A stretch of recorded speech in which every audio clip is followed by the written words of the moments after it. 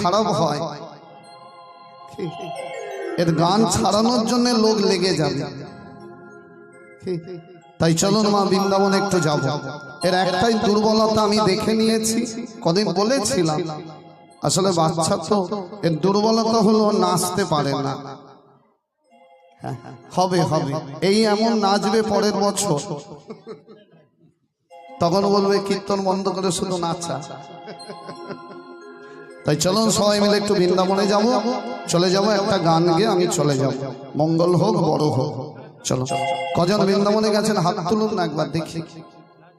জাননি সবার হাত তোলা উচিত ছিল, তাহলে এত পরে হাত তুললে হবে? মাস্টারমশাই খাতা নিয়ে চলে গেল।